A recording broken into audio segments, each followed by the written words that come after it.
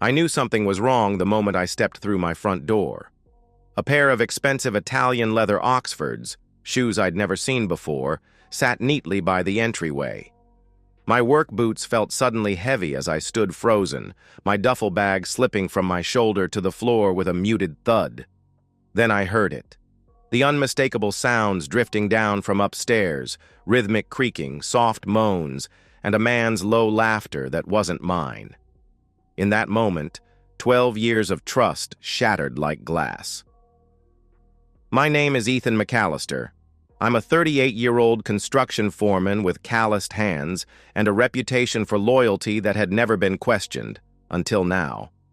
I had just returned from a brutal 2-week job in Buffalo, pushing my crew through 14-hour days to finish ahead of schedule. I'd driven straight through the night to surprise Natalie, my wife of 12 years. Natalie and I met in college. She was studying interior design while I was getting my degree in construction management. We complemented each other perfectly. She had the vision, I had the skills to build it. After graduation, we settled in our hometown, a quiet suburb outside of Pittsburgh. I joined my father's construction company, eventually taking over as foreman when he retired. Natalie built a respectable clientele as a real estate agent at Heritage Properties, the most prestigious firm in the county. For our wedding, I surprised her by building our bed frame by hand. Quarter-sawn oak with hand-carved details that took me 6 months of evenings and weekends. She had cried when she saw it, running her fingers over the intricate patterns I'd carved just for her. "This is us," she had whispered. "Something built to last forever." Jake Simmons had been my best man at our wedding. We'd grown up next door to each other, shared the same kindergarten classroom, played on the same little league teams. When his mom died of cancer our sophomore year of high school, he lived with my family for months. We were brothers in everything but blood. When he divorced 3 years ago, I was the one who helped him move into the house 4 doors down from ours. I'd vouched for him to join my crew. I'd invited him to every barbecue, every holiday. Trusted him with my home keys when we traveled. There had never been a time in my life when I hadn't trusted Jake and Natalie completely. Until now. I stood in my entryway, processing the evidence before me with an eerie calm. My hands didn't shake as I set down my keys and reached for my phone. The rational part of my brain, the part that planned complex construction projects and solved logistical nightmares, took over. I needed proof. Not for myself, I already knew, but for what would come after. Silently, I ascended the stairs I had reinforced last summer, avoiding the 3rd step that always creaked. The sounds from our bedroom grew louder, more frantic. I activated the video recording on my phone. The door was cracked open just enough. Through the gap, I filmed what no man should ever have to see. Jake Simmons, my lifelong friend, and my wife Natalie, naked and entwined on the bed I had crafted with my own hands. "God, I love you," Natalie moaned, words I thought belonged only to me. "When's the asshole coming back?" Jake grunted between thrusts. "Tomorrow night," she laughed. "We've got all day." Something cold and hard crystallized in my chest. I filmed for exactly 43 seconds, enough to capture their faces, their words, their betrayal in high-definition clarity. Then I stopped recording, saved the video, and sent a copy to my email for safekeeping. Only then did I kick the door open with enough force to crack the frame. What followed exists in my memory as a series of vivid, disconnected flashes. Jake's face, transitioning from ecstasy to shock to terror in the span of a heartbeat. Natalie's scream, my fist connecting with Jake's jaw with a sickening crunch.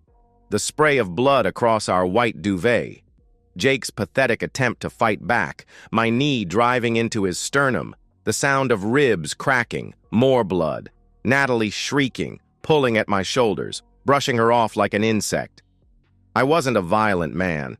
I'd been in exactly 3 fights in my life, all before the age of 20. But in those moments, I was something else entirely. Something cold and methodical and precise in my fury. When Jake stopped moving, I grabbed him by his hair, now matted with blood, and dragged his naked, semi-conscious body down the stairs. Each thump of his head against a step felt like justice. Natalie followed, wrapped in a sheet, screaming words I couldn't process.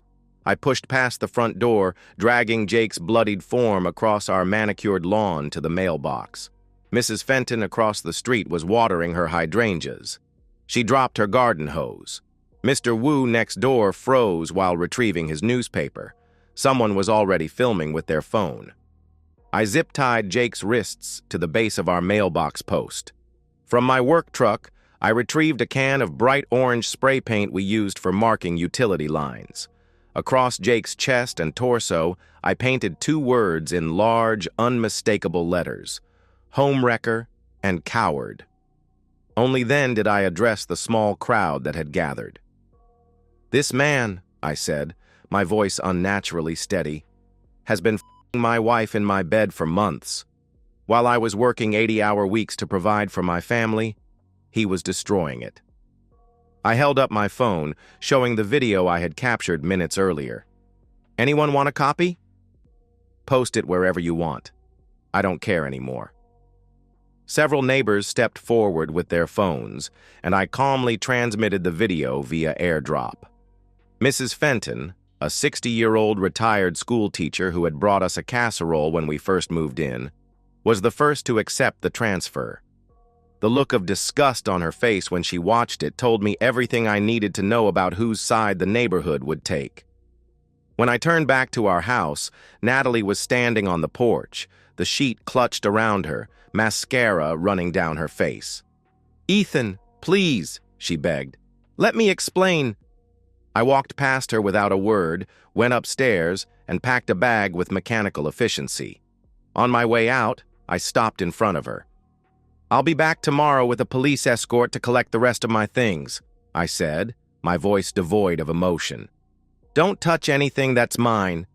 And find somewhere else to sleep tonight, because if you're here when I return, what I did to him will look like a f***ing massage compared to what happens next." The look of terror in her eyes should have satisfied me. It didn't. Nothing would, I realized. Not yet. I checked into a hotel downtown and made 3 phone calls. The first was to my lawyer, Marcus Shapiro, who had handled my father's estate and our company's legal matters for 20 years. "Jesus Christ, Ethan," he said after I explained the situation. "Did anyone call the police about the assault?" "Probably," I admitted. "But he was in my house, in my bed, with my wife. I've got video evidence." Marcus sighed. "That might help with a crime of passion defense, but you can't just beat a man half to death and tie him to a mailbox. There will be consequences." "I don't care," I said. "Just tell me how to destroy them both legally." My second call was to my sister, Rachel. Unlike Marcus, she didn't lecture me about consequences. "I'm coming over," she said immediately. "Have you eaten anything?" "I'm not hungry." "I didn't ask if you were hungry. I asked if you'd eaten. I'm bringing food, and we're making a plan." My third call was to my crew supervisor, letting him know I'd be unavailable for a few days. I didn't offer details, but Tom's tone told me he already knew. News travels fast in small towns. "Take all the time you need, boss," he said. "The boys and I have got your back." Rachel arrived an hour later with containers of food I couldn't taste and a determination in her eyes that matched my own. "The video's already gone viral," she informed me, showing me her phone. "Someone posted it to Reddit and it's everywhere. People are calling you a hero for standing up to cheaters." I scrolled through comment after comment of support. Homecoming revenge was trending. My private humiliation had become public vindication. "I want them ruined," I told Rachel. "Not just embarrassed, destroyed." She nodded, her expression hardening. "Then let's get to work." The next week unfolded according to plan. Jake was hospitalized with 4 broken ribs, a shattered orbital socket, a broken jaw, and a concussion. When he was released, he returned home to find his house vandalized with the word cheater spray painted across his garage door. His car windows were smashed. Someone had mailed printouts of the bedroom video to his workplace. I filed for divorce immediately, citing adultery and including the video as evidence. Marcus advised me against pressing criminal charges against Jake for trespassing. It would complicate my defense if he pursued assault charges against me. But Jake never did. Perhaps he knew what public opinion would do to him if he tried to paint himself as a victim. Natalie attempted to call me 63 times in the first 3 days. I blocked her number. She sent emails begging for forgiveness, claiming it had been a mistake, a moment of weakness that turned into an addiction. I set up a filter to send her messages directly to a folder I never opened. Through mutual acquaintances, I learned she had been fired from Heritage Properties. Their morals clause was explicit, and the viral video had breached it spectacularly. No other real estate firm in the county would touch her. Jake fared no better. My construction company was one of the largest employers in town, and my father's connections ran deep. He couldn't find work within a 100-mile radius. His face, permanently asymmetrical from the beating, became instantly recognizable. People crossed the street to avoid him. I maintained my silence and focused on the next phase of my plan. 3 weeks after D-Day, Discovery Day as Rachel had labeled it, I filed a civil suit against Jake for alienation of affection, a rarely used but still valid tort in our state. Marcus was dubious about our chances, but I insisted. It's not about winning, I explained. It's about forcing him to hire an expensive lawyer he can't afford. It's about making him sweat through depositions where he has to explain in excruciating detail how long he's been my wife. It's about draining whatever resources he has left. The suit did exactly that. Jake had to liquidate his 401k to pay his legal fees. He put his house on the market, but no one wanted to buy the cheater house that had been all over the news. Eventually, he accepted an offer for 30% below market value. Meanwhile, my divorce proceedings moved forward with brutal efficiency. Natalie's lawyer, a young, overwhelmed public defender, was no match for Marcus. The judge, a stern woman in her 60s, watched the bedroom video with thinned lips and narrowed eyes. When Natalie's lawyer attempted to argue for an equitable distribution of assets, citing my excessive force against Jake, the judge shut him down.